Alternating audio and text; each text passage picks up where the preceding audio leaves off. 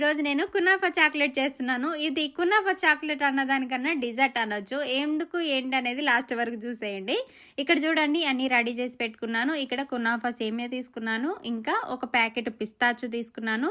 ఒక packet flax chocolates తీసుకున్నాను. మీరు ఫ్లాక్ చాక్లెట్ తీసుకుంటే ఈ చాక్లెట్ చేసేదానికి ఫ్లాక్ చాక్లెట్ అయితే తీసుకోవద్దండి నిజంగా. ఎందుకంటే ఇవి గడ్డగట్టదనమాట. ఓ సిస్టర్ అయితే కామెంట్ చేశారు, సిస్టర్ ఈ చాక్లెట్స్ మెల్ట్ అవ్వవని. మెల్ట్ అవుతాయి కానీ గట్టిపడవు అనమాట, మనకు క్రీమీగానే ఉండిపోతాయి అనమాట. అయితే ముందుగా పెనం పెట్టుకొని పిస్తాను బటర్ వేసి ఫ్రై చేసుకోవాలి. తర్వాత కునాఫాను కూడా ఫ్రై చేసుకోవాలి. ఇక్కడ మిక్సీ వేసేటప్పుడు ముందుగా ఓన్లీ పిస్తాను మిక్సీ పట్టుకొని పౌడర్ లాగా చేసుకొని తర్వాత కండెన్స్డ్ మిల్క్ ఫుడ్ కలర్ వేసి మిక్సీ పట్టింటే సరిపోయిండు. నేనైతే అన్ని కలిపి మిక్సీ పట్టాను, లేట్ ప్రాసెస్ అయిపోయింది అనమాట. ఇక్కడ చూడండి కునాఫా సేమియాను కూడా నేను పిస్తాలో వేసేసాను. ఇక్కడ నేను చాక్లెట్ అయితే మెల్ట్ చేస్తున్నాను.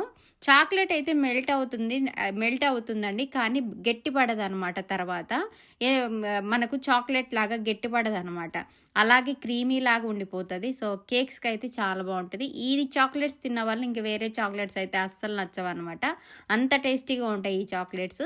ఇక్కడ నేనైతే చాక్లెట్ని అయితే మెల్ట్ చేస్తున్నాను అనమాట. మొత్తం ఇప్పుడు కునాఫాని పిస్తాలో అయితే కలిపేస్తున్నా. ఇక్కడ చాలా బాగుంటుందండి. మీరైతే ట్రై చేయాలనుకుంటే కంపల్సరీగా ట్రై చేయండి. ఈ చాక్లెట్స్ మన ఇంటికాడ ఆన్లైన్లో కూడా దొరుకుతాయి అనమాట.